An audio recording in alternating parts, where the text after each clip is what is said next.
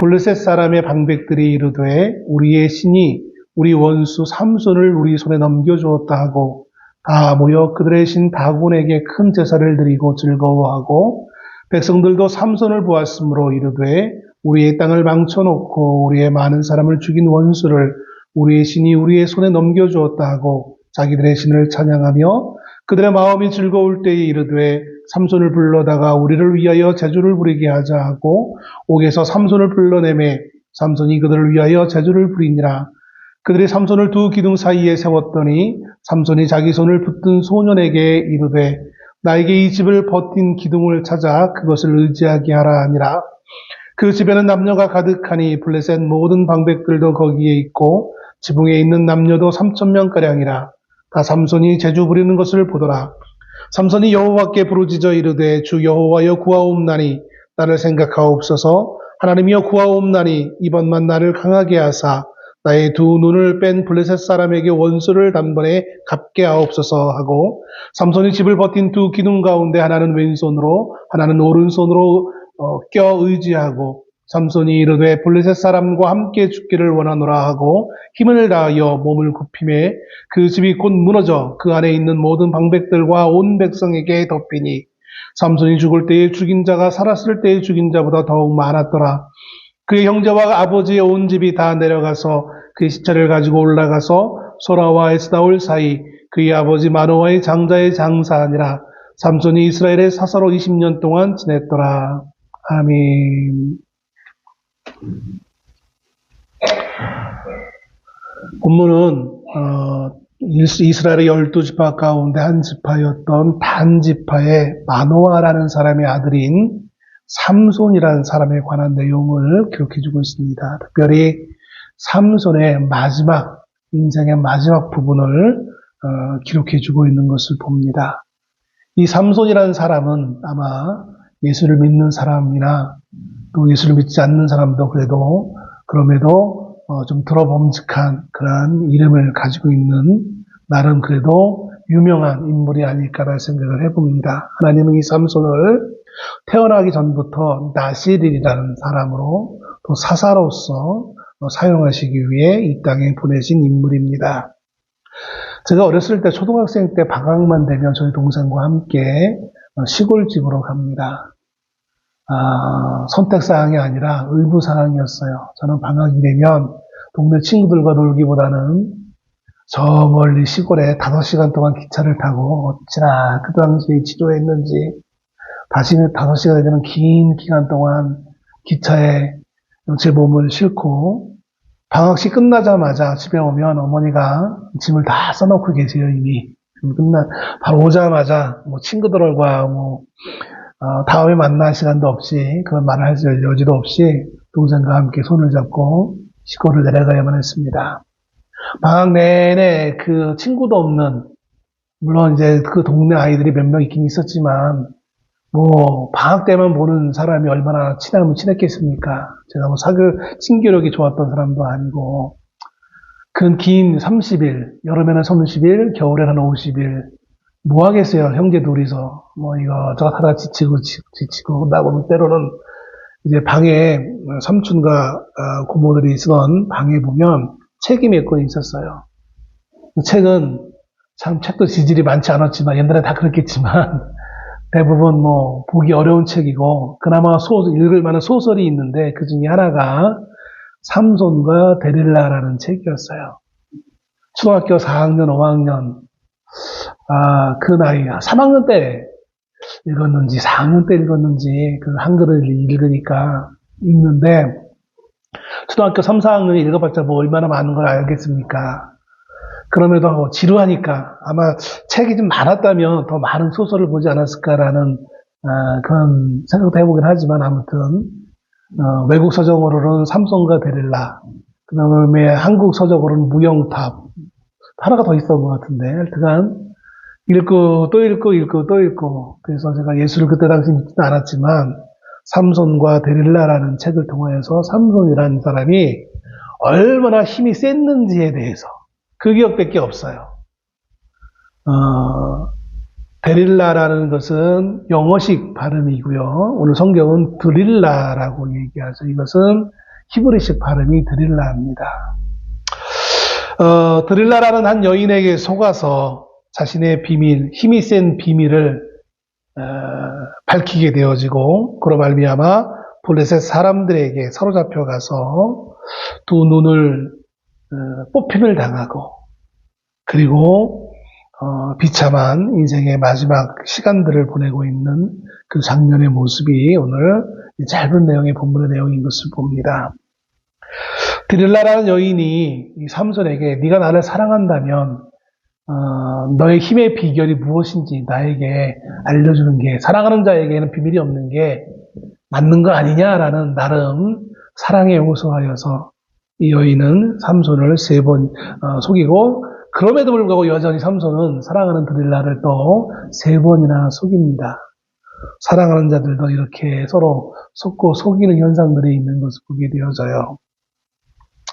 3번이나 속은 드릴라가 마침내 화를 내면서 너가 나를 정말 사랑하지 않는구나 라고 화를 내자 마침내 삼손은 자신의 힘의 비결을 자신은 태어나면서부터 한 번도 머리를 자르지 않았다. 그래서 이 머리를 잘리면 나의 모든 힘이 사라질 것이다. 삼손이 얼마나 힘이 셌는지 길가에서 젊은 사자를 흉폭한 사자를 만나서 그 사자의 입을 찢었다라는 그런 놀라운 장면이 기록되어 있는 것도 보게 되어집니다.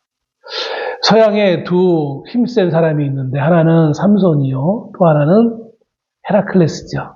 그래서 제가 어렸을 때 보면 아마 그 서양인들이 그것을 소재로 해서 뭐 삼손 대 헤라클레스라는 영화도 만들었던 기억이 제가 어렸을 때 본 기억이 나기도 합니다. 대표적으로 그래서 동양의 대표적인 힘센 사람 하면 힘이 세다고 말할 수는 없겠지만 뭐 항우를 언급한다면 서양에서는 삼손과 헤라클레스죠. 그런데 이 삼손이 그가 태어나면서부터 하나님의 사명을 부여받고 소위 사사시대의 사명을 받고 태어납니다. 그러면서 하나님이 그에게 금지 내용을 말씀하시죠. 그것이 공교롭게도 구약 성경에 나세릴이라는 사람들과 그들이 지켜야 될 규정과 일치하는 것을 봅니다. 나세릴이라는 것은 서원한 사람이에요.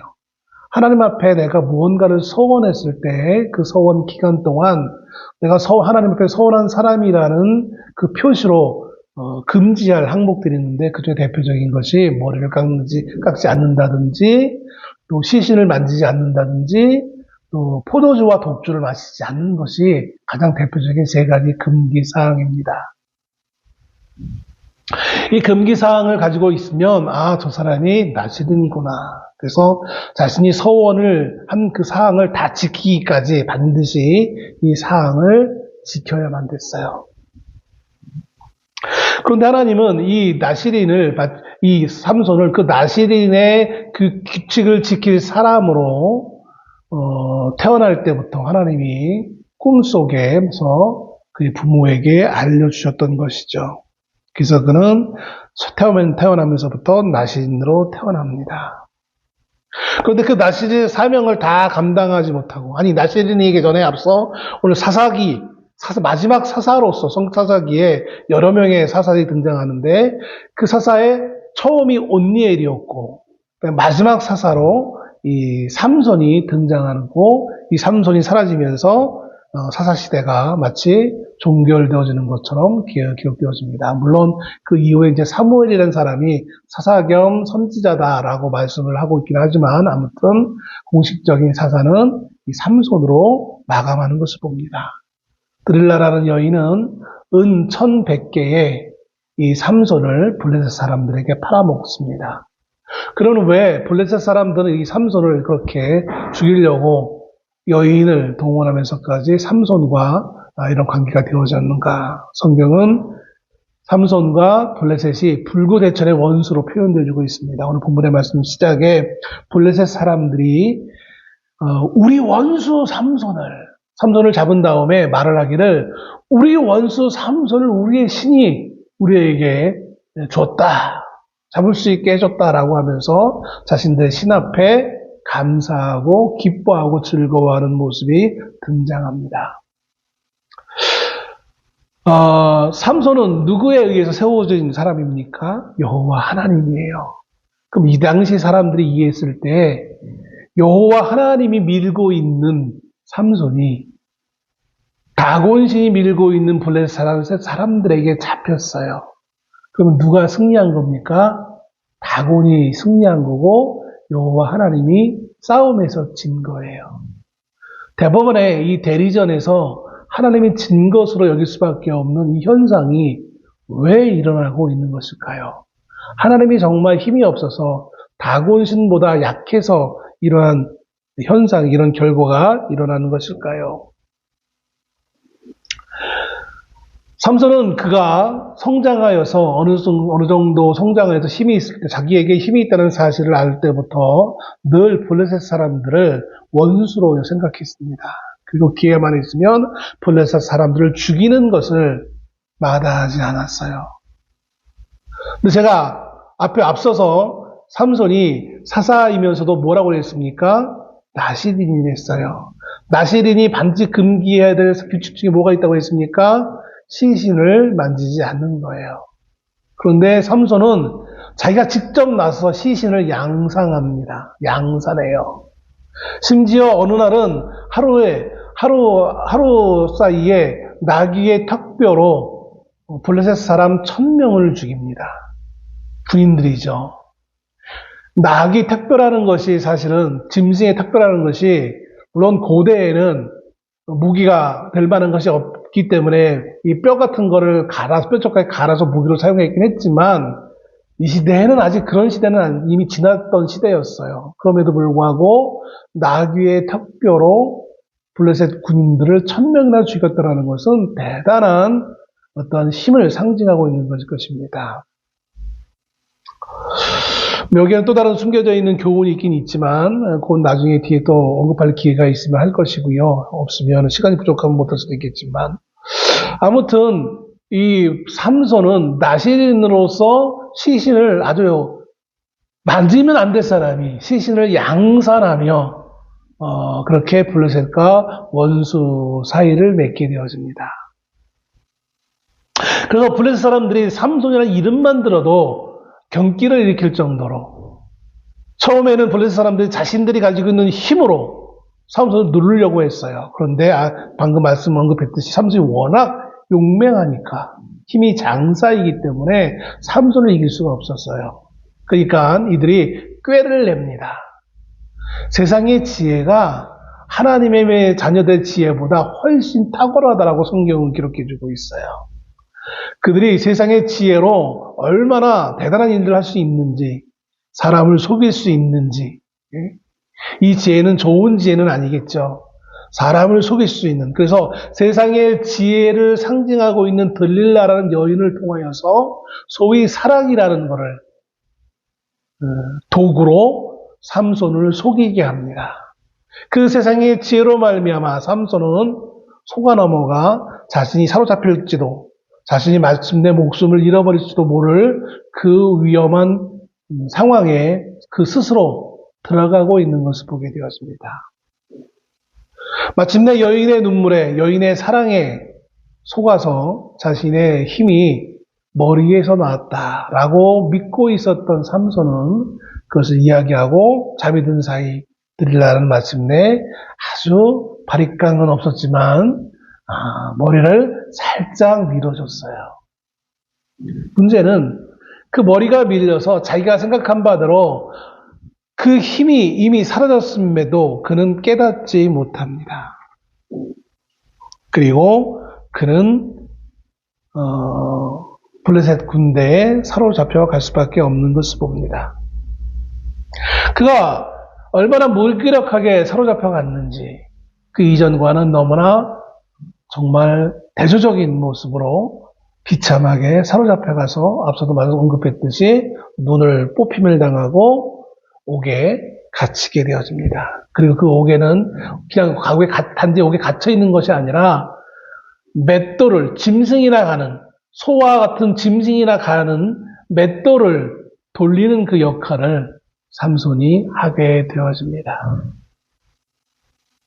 그럼 더 이상 하나님의 사사가 아니라 하나님의 백성이 아니라 짐승과 같은 대우를 받으며 짐승과 같은 일을 하며 그가 죽을 날을 기다릴 수밖에 없었던 거예요. 그런데 어느 날 이제 이 블레셋 사람들이 자신들의 원수가 사로잡힌 것을 기뻐하는 나머지 그들을 좀 놀릴 마음이 생겼어요. 그래서 하루는 많은 블레셋 사람들이 모인 가운데 삼손을 불러냅니다. 그리고 그 넓은 집, 아마 그냥 우리 같은 이런 집이 아니라 우리가 영화 같은 데 보면 서양에 보면 뭐 큰 기둥이 있는 그런 신전과 같은 집이 있잖아요.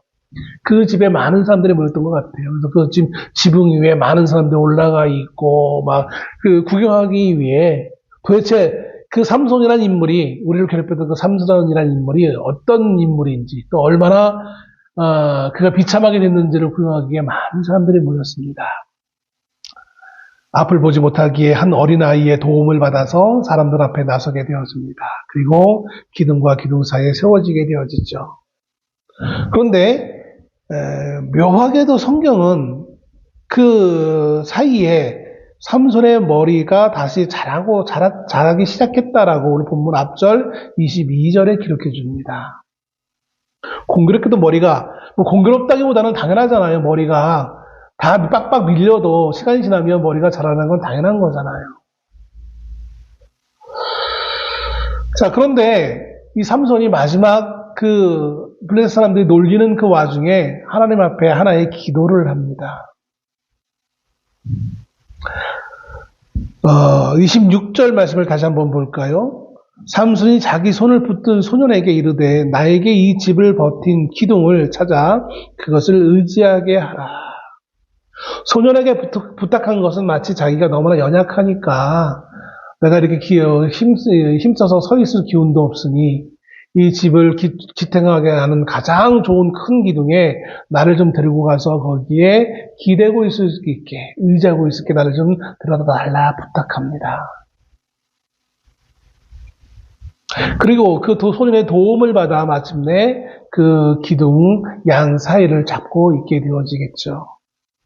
그러면서 삼손은 기도합니다. 28절. 삼손이 여호와께 부르짖어 이르되 주 여호와여 구하옵나니 나를 생각하옵소서.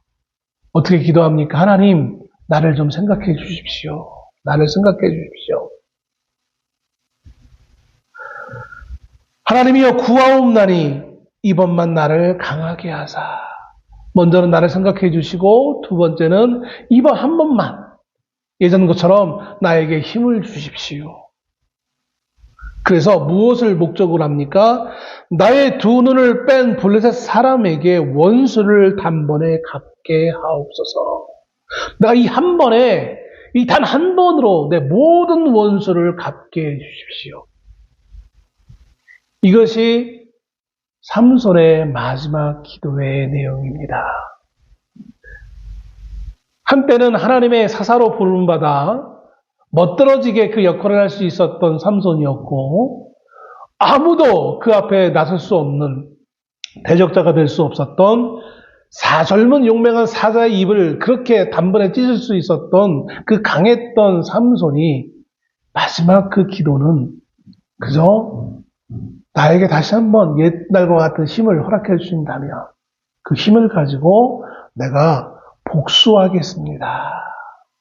이러한 기도를 하는 사람으로 지금 그 모습이 바뀌어져 있는 거예요. 여러분, 이 기도의 내용이 여러분 보시기에 어떻습니까? 이게 믿음의 사람의 기도라고 감히 말할 수 있을까요? 내가 하나님의 사람으로서 나는 이 하나님을 위하여 이런 일을 하겠나이다가 아니라 나는 나의 개인적 복수를 하겠사오니 하나님이여 나에게 힘을 주십시오 라고 기도하고 있다는 거예요. 내가 하나님 나라와 하나님의 민족을 위하여서 내가 하나님을 위해 이런 일을 하겠나이다가 아니라 나는 그저 내 개인의 원수를 갚겠나이다. 그러니 제발 한 번만 나에게 힘을 주십시오. 놀랍게도 하나님은 그런데 그 기도를 들으신 것 같아요. 정말 그가 힘을 쏟아 두 기둥을 무너뜨립니다. 그리고 성경은 뭐라고 마지막 평가를 하냐면 30절에 삼손이 이르되 블레셋 사람과 함께 죽기를 원하노라 하고 힘을 다하여 몸을 굽히매 그 집이 곧 무너져 그 안에 있는 모든 방백들과 온 백성에게 덮이니 삼손이 죽을 때 죽인 자가 살았을 때 죽인 자보다 더욱 많았더라. 앞서 제가 나귀의 턱뼈로 1000명을 죽였다고 했잖아요. 근데 이 순간 이 집에서 3000명을 죽입니다. 더 많은 사람을 죽입니다. 성경은 마치 이것을 삼손의 위대함을 찬양하는 것처럼 보입니다. 그런데 성경이 진짜 말하고 있는 내용은 삼손은 사람을 죽이는 자로 그의 인생을 마감합니다. 이렇게 말씀드리면 혹자는 이렇게 또 이의를 제기할지 몰라요. 아이, 원수를 죽였는데 당연하죠. 블레셋을 죽였는데 당연하죠. 하나님은 죽이는 하나님이 아니라 살리시는 하나님입니다. 하나님은 저주의 하나님이 아니라 사랑의 하나님이시고 용서의 하나님이시고 살리는 하나님이십니다. 생명의 하나님이셔요. 하나님이 이스라엘을 구원하신 것은 단지 구원 자체의 목적이 있는 것이 아니에요. 제가 어저께 페이스북을 보다 어느 한 목사님의 글을 읽었어요. 요즘 우리가 중동 지역에 계속해서 전쟁이 아직도 끝나지 않기 때문에 거기 관심을 많이 가지고 있는데 하나님이 이스라엘을 구원하는 것은 주변에 있는 모든 이들을 죽이기 위해서 그들을 구원하신 것이 아니라 그 땅에 주변의 모든 이들을 함께 모이게 해서 함께 하나님의 생명으로 살아가도록 하기 위해 그들에게 그 땅을 주신 거예요. 이게 하나님이 약속의 땅을 주신 목적이에요. 물론 처음 그 약속의 땅을 정복할 때는 희생이 피가 필요했겠죠. 그러나 그 땅을 정복한 이후에 하나님이 그 땅을 통해서 하나님 이루시고자 하는 것은 생명이 주변으로 흘러내리게 해서 그 생명으로 말미암아 많은 죽어가는 생명들을 살리게 하는 것이 하나님의 목적이었던 것이었어요.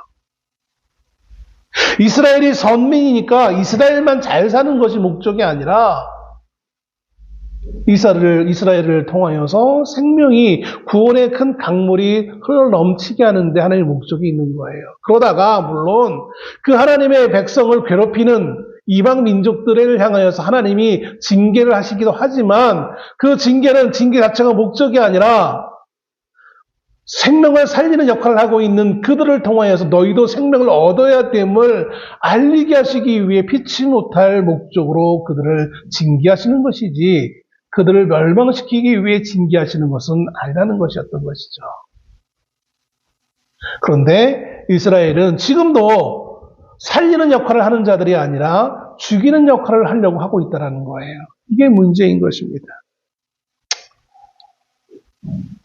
본문은 우리에게 어떤 교훈을 하고 있을까요? 세상은 제가 앞에서 언급했던 것처럼 힘센 삼손을 기억합니다.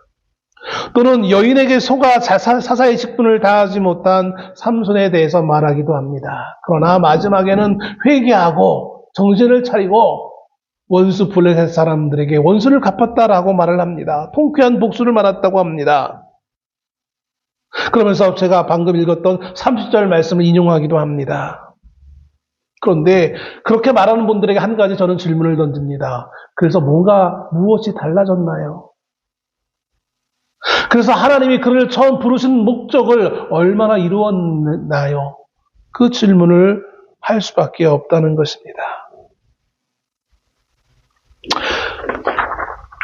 간혹가다 성경에는 나올 수 없는 임신하지 못하는 여인이 등장하고 그 임신하지 못하는 여인을 통해서 누군가가 하나님의 은혜로 말미암아 잉태되어져서 이 땅에 태어나는 이들이 있는 것을 보게 되었습니다.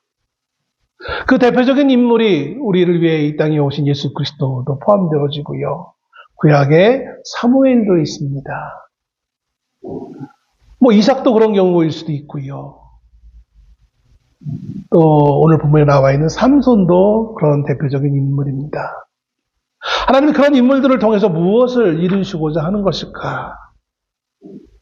그들은 하나님께 바쳐진 사람들입니다. 그리고 그들은 구약적으로 봤을 때는 한 개인으로 끝나지만 그들이 상징하는 바는 무엇이냐면 오늘 예수 그리스도를 믿는 모든 성도가 사실은 구약의 나시린과 같은 사람들이라는 거예요. 나실이라는 것은 아까 제가 서원한 사람이라고 말씀드렸잖아요. 우리는 무엇을 서원합니까? 하나님의 백성으로서 하나님의 말씀대로 살아가기를 서원하는 모두가 서원자들입니다.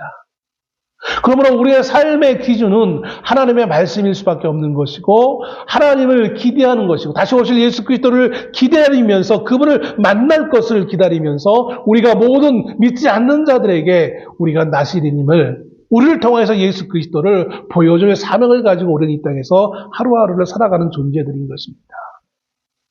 우리의 삶의 목적이 원수 갚는 데 있는 것이 아니라 우리는 하나님의 살아계심을 증거하는 것이 우리의 삶의 목적이라는 것이죠. 그러다 보니까 때로는 우리에게 물질이 필요하기도 하고요. 건강이 필요하기도 하고요. 사랑과의 관계도 필요한 것입니다. 물질 자체가 우리의 목적이 아니고 센 힘이 우리의 목적이 아니에요. 위대한 나라가 되는 게 우리의 목적이 아니에요.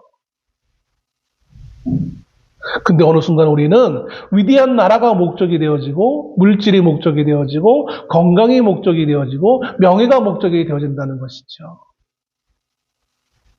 삼손은 그 들날한 여인과 관계 가운데서 매우 큰 위기를 직면하게 되어집니다. 오늘 16장 16절에 이렇게 말씀하고 있습니다. 날마다 그 말로 그를 재촉하여 조름해 삼손의 마음이 번뇌하여 죽을 지경이라. 그가 나신으로서 그 하나님과의 약속을 저버리지 않아야 된다는 것은 알아요. 근데 사랑하는 여인이 자꾸 자신의 힘의 기원을 묻으니까 거짓말로 해서 그 거짓말이 금방 들통나기도 하고 그로 말미암아 관계가 지금 자꾸 티격태격하게 되어지고 관계가 삐걱삐걱거립니다. 그로 말미암아 그가 얼마나 그 마음이 번뇌하여 죽을지언이라 라고 말하고 있지 않습니까? 이게 단지 남녀 사이의 사랑에 있어 나오는 그 싸움만을 의미하는 것이 아니라 오늘 나신으로 세움받은 오늘 우리 예수를 믿는 우리 모두와 우리 각자가 세상 가운데 삶을 살아가면서 느껴지는 그 번뇌를 상징화해서 이렇게 말씀해주고 있는 거예요. 여러분 우리는 인생을 살아가면서 믿음으로 삶을 살아가는 매 순간순간마다 이처럼 세상과 우리의 믿음을 지키기 위한 그 싸움으로 우리를 번뇌하게 하고 우리를 괴롭히고 우리를 심각하게 어렵게 하는 상황들이 너무나 많이 있음을 보여주고 있는 거예요.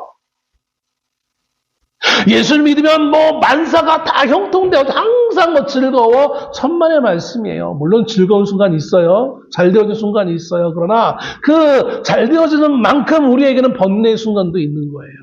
번뇌라는 단어가 불교적 용어라 쓰면 안 된다라는 목사님들도 있지만 어차피 그거는 이제 우리 다 누구나 통용하는 단어이기 때문에 번뇌라는 단어를 저는 씁니다. 고통이 있을 수밖에 없어요. 여러분 삼손이 태어날 때를 한번 생각해 보십시오. 오늘 시간이 좀 많이 걸릴지도 모르겠지만 이 상황을 배경을 알아야 되기 때문에 알아야 돼요. 삼손이 태어날 당시 시대적 상황을 13장에서 보여주고 있는데 뭐라고 표현하고 있느냐면 이스라엘 자손들이 13장 1절에 이스라엘 자손들이 하나님 앞에서 악을 행했다라고 기록합니다. 13장 1절을 한번 보실까요? 13장 1절 이렇게 기록합니다. 이스라엘 자손이 다시 여호와의 목전에 악을 행하였으므로 여호와께서 그들을 40년 동안 블레셋 사람의 손에서 넘겨주시니라. 여기 이스라엘 사람들이 하나님 앞에서 악을 행했다. 그런데 몇 년 동안 그래서 40년 동안 블레셋 사람의 손에 넘겨주었다. 21장, 총 사사기는 21장으로 구성되어 있습니다. 그런데 그 21장으로 구성되어져 있는 사사기에서 삼손과 관련되어진 내용이 13장에서 16장까지 무려 4장에 걸쳐서 기록되어 있습니다. 그것은 그만큼 매우 중요한 대목이라는 거예요. 그럼 하나님이 이스라엘을 악을 행하는 이스라엘 때문에 40년 동안 블레셋이라는 민족을 통해서 이들을 연단시키시는데 그 블레셋이라는 민족은 과연 어떤 민족이었느냐? 원래 이들은 가나안의 원주민은 아니었어요. 이스라엘이 우리는 이제 15세기경 이스라엘이 애굽에서 나왔다라고 믿습니다. 그것은 우리가 지난번에 봤지만 솔로몬이 성전을 지은 연대를 역으로 추산해서 15세기경으로 합니다. 약 1445년에서 1446년 기원전. 15세기경에 애굽에서 나와서 40년 광야 생활을 하고 정복 약속의 땅에 들어가서 7년 동안 정복 전쟁을 합니다. 그리고 이제 땅을 차지한 이후 약 12, 한 100년, 200년 지난 약 12세기경. 12세기경에 지중해 근처, 학자들은 지금의 크레타 섬이 있죠? 그 크레타 섬에 있던, 사람들이, 이 중동 지역으로 배를 타고 넘어왔을 것이라고 추정합니다. 그런데 이들은 그냥 민족이 아니라 해양 문명을 가지고 있었던 매우 앞선 문명을 가지고 있던 사람들이었어요. 더군다나 아직 이 당시에 이스라엘 사람들은 청동기 문화에 있던 사람들이었지만 이들은 철기 문화를 가지고 있던 사람들이었어요. 앞선 철기 문화를 가지고 있던 이 블레셋 사람들이 이스라엘의 남부 지역으로 들어오게 되어집니다. 그리고 공교롭게도 이때쯤에 우리가 사사 입다라는 사람이 요단 동편에서 암몬족 속들과의 그 문제가 생겨서 그들과 대치하면서 싸우고 있을 때, 그리고 그것이 어느 정도 해결되었을 때 공교롭게도 마치 바톤 터치하는 것처럼 블레셋 사람들이 이 중동 지역으로 들어오게 되어지는 것이죠. 그리고 거기에서 강력한 한 나라를 이룬다기보다는 도시국가 형체로 약 5개에 해당되어지는 도시국가 형체로 연맹체를 구성하여서 이스라엘의 남부 지역에 정착하게 되어집니다. 그때부터 40년간 이제 서서히 이스라엘을 괴롭히기 시작합니다. 그런데 오늘 삼손이 마지막 죽을 때 뭐라고 표현합니까? 삼손은 몇 년 동안 사사로 행동을 했습니까? 20년 동안이에요. 즉 삼손이 사사로 블레셋을 대적했던 것은 초기 20년이에요. 나머지 20년은 뭡니까? 삼손이 3,000명이나 되는 많은 사람들을 죽였지만 여전히 블레셋은 살아남아서 이스라엘을 계속해서 괴롭힙니다. 그 대표적인 인물이 누구입니까? 골리앗. 그 이전엔 엘리 제사장 시대에 블레셋 사람들이 이스라엘의 하나님의 여호와의 법궤를 빼앗아가잖아요. 법궤를 빼앗길 정도로 블레셋이 강하게 이스라엘과 전쟁을 합니다. 그리고 골리앗이 등장하여서 사울을 위시한 모든 장군들이 그 골리앗의 그 큰 소리에 쩔쩔맬 정도로 고작 어린 다윗이 나서서 그 골리앗을 물리쳐야 될 정도로. 그리고 나중에 다윗이 왕이 됐을 때야 비로소 블레셋을 좀 물리쳐요. 그렇다고 해서 다 사라집니까? 아니에요. 여전히 블레셋은 살아남습니다. 13장 1절에 아까 봤던 그 13장 1절에 뭐라고 다시 보면 하나님께서 여호와의 목전에 악을 행함으로 여호와께서 그들을 40년 동안 블레셋 사람에게 넘겨주었다라고 표현하고 있잖아요. 여기 다시라는 말이 있어요. 원어에는 없는 거예요. 원어에는. 계속해서라는 의미예요. 악을 더했다. 그러니까 다시라는 말보다는 그리고 이스라엘은 악을 더하였다. 즉 계속했다라는 거예요. 하나님의 은혜에도 불구하고 여전히 이스라엘 백성들은 하나님에게 이 악이라는 건 뭡니까? 하나님을 기억하지 않고 자기들 멋대로 삶을 살았다는 얘기인 거예요. 하나님이 그들에게 은혜를 베풀어서 원수들로부터 그를 구원해냈지만 여전히 그들은 계속해서 하나님을 배신하고 하나님을 모른다 하고 하나님의 말씀을 기억하지 아니하고 자기들 멋대로 자기의 뜻대로 삶을 살아가던 그런 시대였어요. 그 시대에 그렇게 살고 있는 그들에게 블레셋을 통하여서 하나님의 살아계심을 보여주려고 하시는 거예요. 그러면 삼손은 어떻게 하나님의 살아계심을 증명해야 될까요?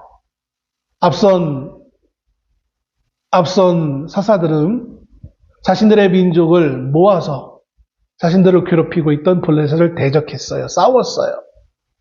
그런데 이 삼손은 어떻게 했습니까?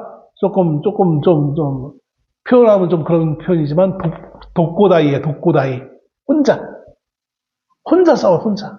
심지어 같은 유다 지파가 자기의 민족인 유다 지파가 삼손을 사로잡아가지고 블레셋 사람들 넘겨주려고 했어요. 이 말은 뭘 의미합니까? 같은 유대인들도 삼손을 지지하지 않았다라는 거예요. 처음부터 끝까지 삼손은 그저 혼자 블레셋과 원수가 되어져서 자기 혼자 싸우려고 했지 민족을 돌아보거나 민족 앞에 하나님을 나타내 보이거나 하는 데에는 전혀 관심이 없었어요. 자신이 하나님의 도움을 받는 자라는 것은 인식했을 거예요. 자신이 하나님의 사랑받는 자라는 것을 인식했을 거예요. 그러나 그 모든 것을 자신이 혼자 다 해결하려고 했지, 하나님을 나타내 보이거나 민족을 귀합해서 야, 우리가 하나님 말씀에 위배하고 있으니, 하나님 말씀을 거역하고 있으니 우리가 이러면 안 돼. 저 민족이 왜 우리를 괴롭히는지 알아? 우리가 하나님 말씀에 바로 서 있지 않기 때문에 저들을 하나님은 도구로 사용해서 이렇게 우리를 괴롭히는 거야. 심지어 사사 입다 같은 경우는 그 불량배였던 입다조차도 과거 하나님 역사하심을 들먹이면서 암몬과 대적했는데, 민족을 귀합해서 암몬과 대적했는데, 삼손은 그저 자기 혼자 뭔가를 하려고 그냥 원수만 맺고 그 원수를 물리치는 데에만 온 힘을 기울였던 거예요. 거기 어디에도 하나님의 역사하심은 나타내 보이지 못하고 있는 거예요.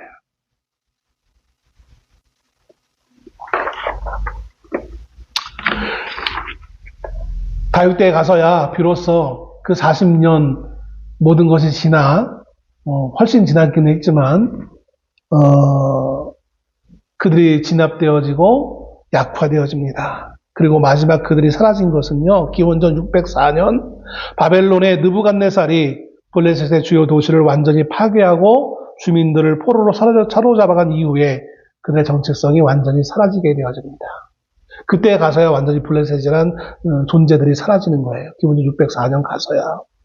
그런데 참 이상한 것은요, 놀라운 것은 뭐냐면, 지금 중동 지역을 뭐라고 표현하고 있습니까? 팔레스타인이라고 얘기하잖아요. 이 팔레스타인이라는 말이 이 지명 이름이 어디에서 나왔느냐면, 원래 팔레스타인이라는 것이 블레셋 사람들의 땅이라는 라틴어 팔레스티나에서 나온 거예요. 그러니까 팔레스타인이라는 것은 블레셋 사람들의 땅이라는 뜻이라는 거예요. 왜 이런 이름이 붙었느냐? 로마 제국이 유대인들이 로마에 반란을 일으킵니다. 예수님 죽은 다음에, 좀 지난 다음에. 그 반란을 진압한 이후에 유대인들의 정체성을 지우기 위해 그들과 원수로 지냈던 가장 강력한 민족을 찾다 보니까 그게 블레셋이었어요.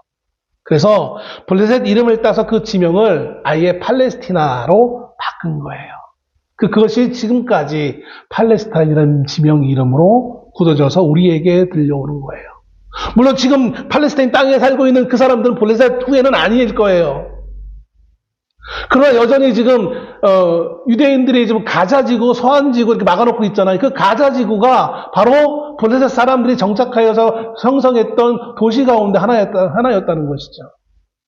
참 아이러니 아니에요? 여전히 유대인들은 수천 년이 지난 여전히 그들은 그 블레셋과의 그 관계를 끊지 못하고 있는 거예요. 그리고 뭘로 해결하려고 합니까? 여전히 그들은 힘으로 해결하려고 해요. 삼손이 모든 것을 힘으로 하려고 했던 것처럼 지금도 여전히 그들은 우리가 안전해지기 위해서는 그들을 다 쫓아내야 돼, 죽여야 돼, 뭐 이런 식으로 논리를 가지고 세계를 지금 이해시키려고 하고 있는 거예요. 사사기는 우리들에게 거듭되는 싸움을 보여주고 있습니다. 근데 그 싸움은 보이는 혈과 유력의 싸움이 아니라 사실은 영적인 전쟁이에요. 민족들이 계속 바뀔 뿐인 것이지 그것이 주된 것이 아닌 거예요. 진짜 싸움은 이스라엘 백성들의 영적 전쟁인 거예요. 근데 이스라엘 백성들은 계속해서 그 영적 싸움이 아닌 육적인 싸움에만 관심을 가지고 있어요. 그 대표적인 인물이 삼손인 거예요. 블레셋 전반기 40년 동안 이스라엘을 괴롭히는 전반기 20년 동안 사사 역할을 했지만 그가 이룬 업적은 아무것도 남아있는 것이 없어요. 그저 자기의 개인적인 원수를 갚았던 것뿐이지 여전히 블레셋은 살아남아서 유대인들을 향한 그 압제를 가하고 있어요. 그래서 다른 사사들은 그 원수들을 물리치려도 했죠. 쫓아내기도 하고 그 백성들 앞에 하나님의 뜻을 전파하며 야 저들이 우리가 하나님 앞에 잘못했기 때문에 우리의 하나의 경고성으로 우리에게 보냈던 도구들이야 라고 말하면서 한순간은 그래도 하나님 앞에 돌아오는 흉내라도 냈었죠. 근데 삼손은 지금 그 개인적인 역할만 하다 사라져버립니다. 근데 하나님은 참 놀랍게도 뭐라고 말씀하시냐면 사사기 13장 5절에 삼손을 태어나게 하시면서 이렇게 말씀합니다. 그가 블레셋 사람의 손에서 이스라엘을 구원하기 시작하리라. 구원할 것이다라고 말씀합니까? 아니에요. 구원하기 시작하리라. 왜 하나님이 이렇게 말씀하실까요? 그가 나중에 실패할 걸 아시고 그게 아니에요. 하나님이 하시고자 하는 것은 분명히 나시린이었던 사사였던 이 삼손을 통하여서 블레셋을 대적하게 하시긴 하지만 그건 시작에 불과해요. 우리의 육신의 싸움은 시작에 불과한 거예요. 진정한 싸움은 그 육신의 싸움이 아니라 영적인 싸움인 거예요. 하나님이 하실 일을 바라보게 하시는 거예요. 겉으로 삼손은 열심히 용맹하게 원수를 갚고 그리고 결국은 개인의 원수는 갚고 사라졌지만 하나님이 진정으로 원하시는 것은 그런 싸움이 아니라 하나님의 역사하심을 비로소 블레셋을 향한 하나님의 계획이 삼손으로부터 시작되어짐을 말씀해주고 있는 거예요. 나중에 다윗의 시대에 완성되어지는 것처럼 예수 그리스도를 상징하고 있는 다윗으로부터 완성되어지는 것처럼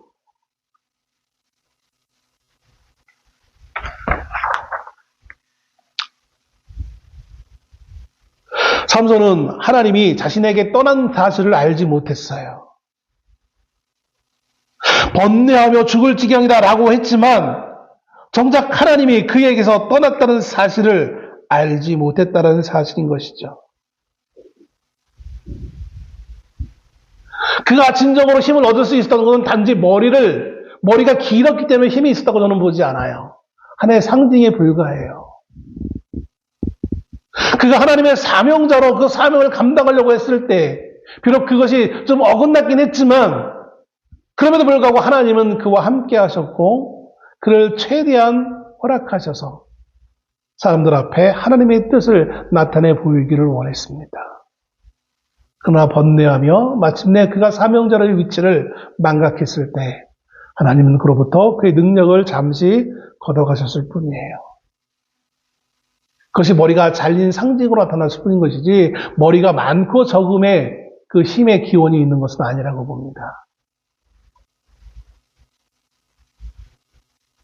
그는 마지막 순간 역시 하나님을 찾습니다. 물론 그것이 완벽한 하나님을 향한 회개는 아니었을지언정 그러나 그가 떠나신 그 하나님을 소원했습니다.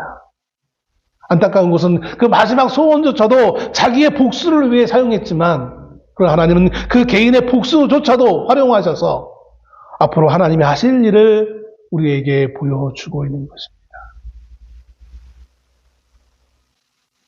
우리의 시도가 우리의 노력이 우리가 잘못된 마음으로 시작했을 때 얼마나 잘못된 결과를 가져올 수 있는지 우리는 생각합니다. 하나님의 능력만 입으면 다 되는 걸로 생각해요. 그렇지 않아요. 그 하나님의 능력을 가지고 우리가 어떻게 활용할 건지 사용할지가 더 중요합니다. 그래서 20년 동안의 사사 세월 동안 그 하나님의 놀라운 은혜를 입었음에도 불구하고 끝까지 자기네 개인의 목적을 이루기 위한 곳에만 사용되어졌어요. 그래서 그는 시작하는 걸로만 끝나요. 하나님이 시작하는 걸로만 끝날 수밖에 없었어요. 나시린은 하나님의 소원을 마침내 이루어야 될 존재들입니다. 오늘 믿음의 사람들은 마침내 하나님을 만나고 그 하나님을 증거하는 그 사명으로 이 땅에서 우리의 삶을 마쳐야 될 존재들입니다. 근데 우리가 가지고 있는 것들 때문에 고뇌하며 번민하며 나에게는 왜 이것이 없고 저것이 없고 나는 왜 이렇게 연약하고 아파야만 하는지. 물론 그 없는 것 자체가 부족한 것 자체가 우리에겐 큰 아픔일 수 있고 고통일 수 있어요. 저 사람은 건강한데 나는 아파요. 그럼 그 자체가 고통일 수 있어요. 저도 이번 주 중에 통풍이 다시 와가지고 사실 그렇지 않아서 우리 이수연 성도에게 전화해가지고 식사를 한번 하려고 했는데 우리 김대근 성도하고 같이 공교롭게도 아파서 제가 걷지를 못하는 상황이 돼가지고 연락을 제가 못했어요. 전화만 한 김대근 성도한테만 하고 미안한데 아프니까 못 움직여요. 인간이니까 당연한 거예요. 뭔가 부족하면 하고 싶다가도 못하는 게 당연한 거예요. 그럼에도 불구하고 우리의 마음이 어디로 향해야 되냐면 하나님을 향해야 되는 거예요. 삼손은 하나님 주신 능력을 가지고 자기의 복수에만 사용했어요. 자기의 힘을 과시하는 데만 사용했어요. 하나님은 계속해서 그 삼손에게 기회를 주시고 또 주시고 주셨지만 그는 자기의 목숨을 복수하는 데 끝맞기로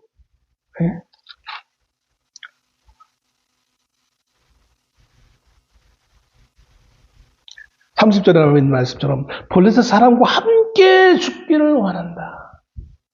예수님은 자기를 향하여 조롱하며 자기를 죽이려고 하는 그 사람들 앞에 주여 하나님이여 저들을 용서하옵소서 생명을 구했어요.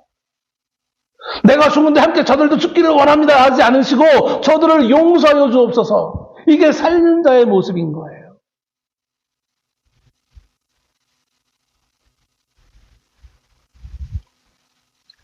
살리는 자, 구원을 말한 그 예수 그리스도, 그로 말미암아 그는 다시 부활하실 수 있었던 거예요. 우리의 삶의 모습은 원수를 갚는 삶의 세월이 아니라 생명을 살는 삶의 세월이에요. 그게 1년이건 2년이건 10년이건 어떤 얘기는 100년이 될 수 있겠지만 몇 년여가 중요한 것이 아니라 얼마나 위대한 일을 많이 세상적인 위대한 일을 했느냐가 중요한 것이 아니라 내가 이 땅에서 하나님의 성도로서 삶을 부르심을 받은 삶 이후에 얼마나 생명을 살려고 하는가가 중요한 거예요. 얼마나 내가 예수 그리스도를 말하고 있는가, 하나님이 하시는 그 위대한 일을 말하고 있느냐가 중요한 거예요. 여러분, 우리가 가지지 못했다고 낙심하지 맙시다. 불편할 수는 있어요. 불평할 수도 있어요. 아플 수 있어요. 고통스러울 수 있어요. 그러나 그 고통의 순간에 우리가 해야 될 것은 원수를 갚는 게 아니라 하나님을 바라보는 거예요. 나를 이 땅에 보내셨다면 분명히 나에게 무언가 바라시는 목적이 있을 텐데 그 목적이 무엇일까? 그저 똑같이 밥 먹고 자고 사람들 만나고 하호하면서 하는 것이 나의 사명인가? 그렇지 않을 거 아니에요. 그건 예수를 모르는 사람도 그렇게 자연스럽게 살아가요. 그런데 그럼 우리는 왜 하나님은 굳이 나를 부르셨는가? 모두 다 목사가 되라고 부른 거 아니에요. 모두 다 위대한 일을 하라고 부르신 거 아니에요. 물론 생명을 살리는 것이 위대한 일이긴 하겠지만 그런 하나님이 나중에 결과론적으로 할 수 있는 말씀인 것이고 오늘 나의 삶의 매 순간순간 절망의 상황 가운데 처했다 할지라도 절망하지 아니하고 무너지지 아니하고 포기하지 아니하고 그리스도를 모른다 부인하지 아니하고 끝까지 주님이 나를 붙드심을 믿고 그분을 향하여 믿음의 외침을 외치는 거예요. 주님, 주님이 나를 부르신 목적을 찾아 그 목적을 이루겠나이다. 내가 하루를 살지언정 누구는 하루를 더 살면 지구가 멸망해도 사과나무를 심겠다고 말을 했는데 나는 사과나무가 아니라 내 하루의 그 삶 동안 예수가 하신 일을 내 입을 통해 나의 삶을 통해 보여주겠습니다. 원수를 갚는데 내 세월을 낭비하는 것이 아니라 내 육신의 일을 채우는 데 시간들을 할애하는 것이 아니라 하나님이 하신 일을 말하는데 그 시간을 할애할 수 있는 나시린으로서 사사로서의 세월 동안 그저 개인의 복수에만 연연한 그 삶이 아니라 많은 것을 가졌음에도 불구하고 개인의 복수를 하다가 인생을 끝낸 사람이 아니라 비록 많은 것은 가지지 못했지만 나에게 주어진 한 가지 때문에 나에게 주신 이 생명 하나 때문이라도 내가 주님을 말할 수 있는 주님이 나의 주인이라는 것을 고백하며 살아온 하루의 시간, 한 시간이 될 수 있는 우리의 삶이 되어지기를 주의 이름으로 부탁드립니다. 기도하겠습니다.